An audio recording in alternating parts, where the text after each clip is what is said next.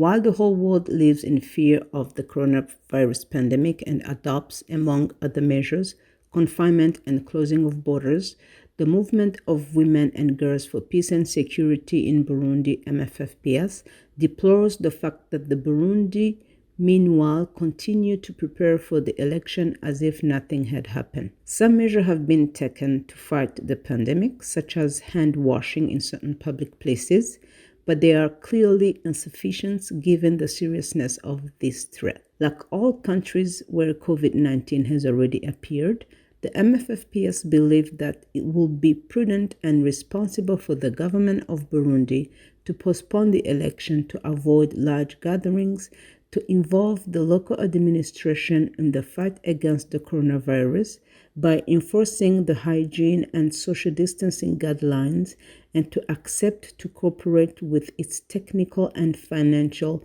partners to effectively fight this pandemic. It is unfortunate that the WHO, which has started training UK biologists, saw the Minister of Health abruptly end their training. The National Institute of Public Health, therefore, found itself alone in carrying out the COVID-19 tests with an insufficient number of laboratory technicians. The MFFPS deplore once again this painful and bitter situation whereby the health of Burundians seem of so little value and comes after the speculations of the political actors. In addition, the MFFPS would like to draw particular attention on prison overcrowding in Burundi, which is a time bomb. According to the annual report presented by the President of the Independent National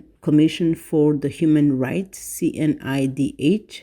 to the National Assembly, the occupancy rate in all prisons was 273.3% as of December 27, 2019, with a total of 11,464 prisoners,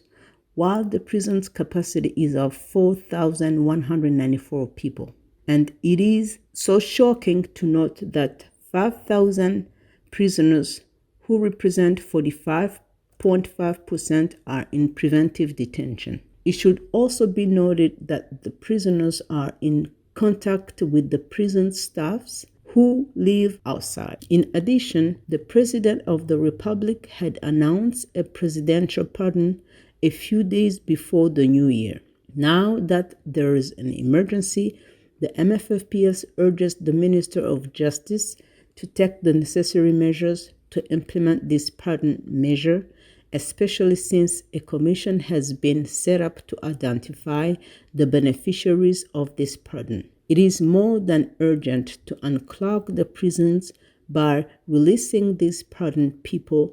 prisoners who are at the end of their sentence, those who are elderly, the sick, the political prisoners, etc. Finally, the MFFPS urges the government of Burundi to show transparency and frankness toward the population by informing them correctly and regularly of the evolution of the disease, and by encouraging any initiative and project aimed at limiting the spread of the pandemic. The MFFPS urged the WHO not to give in to the obstruction of the Minister of Public Health and rather encourage it to resolutely pursue the execution of its noble statutory mission of protecting the health of the population, because the country's economy and the future of an entire people are at stake, not to mention the impact on neighboring countries and the rest of the world. This has been a message from the Women and Girls Movement for Peace and Security in Burundi.